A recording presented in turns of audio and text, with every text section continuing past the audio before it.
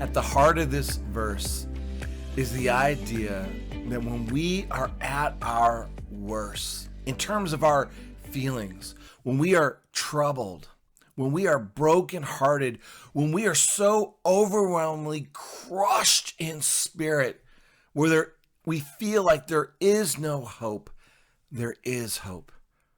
It says that God hears our cry, and his intent is to deliver us. His intent is to save us. Now, what you need to understand is the psalmist writes, this isn't an instant thing. It's not like the moment you cry out, it all goes away. And just like a Disney movie, you live happily ever after.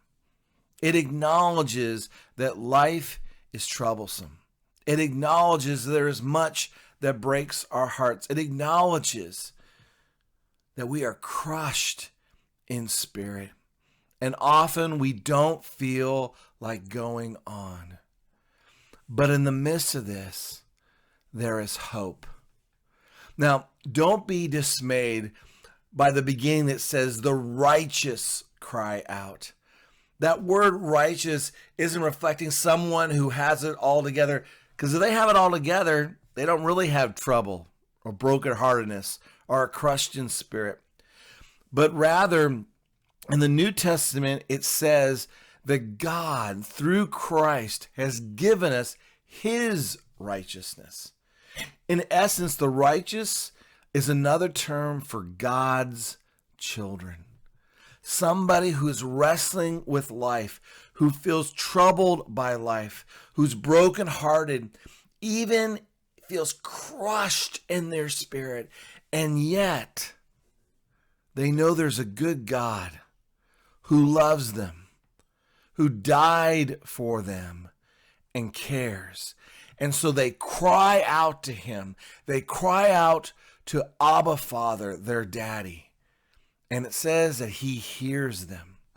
It says that daddy begins to respond and delivers them. But much like delivering a baby, you got to go through the process to get to the joy at the end. And God's intent is to bring us through the process. And even though there's those moments, those when there's nobody around and we feel crushed in spirit, like we can't go on, there's this promise here.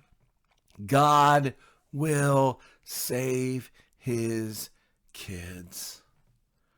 Brothers and sisters, do not suffer in silence. Listen, we all at times are troubled. And more than we like to let on, we have been and are brokenhearted. We usually don't share it, but many of us have been to the edge, maybe even really leaning over the edge of being crushed in spirit. So speak out. Don't let the stigma of mental health, of struggles in life keep you silent. The mark of being in need is a mark of being a Christian. Because at the fundamental center of Christian is we were in need and could meet that need, and God did it for us. We need to lock arms with one another and understand life is troublesome. There is much that has broken our hearts by our own doing and the doing of others. And often many of us feel crushed in spirit. And then we need to encourage one another. Cry out to God, for he will deliver and he will save.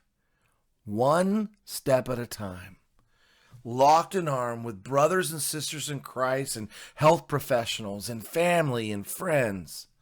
But mostly by the power of God who loves you, who did not spare his own son and will not hold anything else back, in order to bring you further unto himself to a place of peace.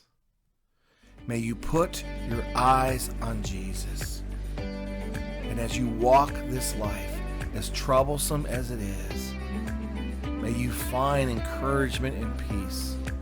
And may you walk in the dust of the Master.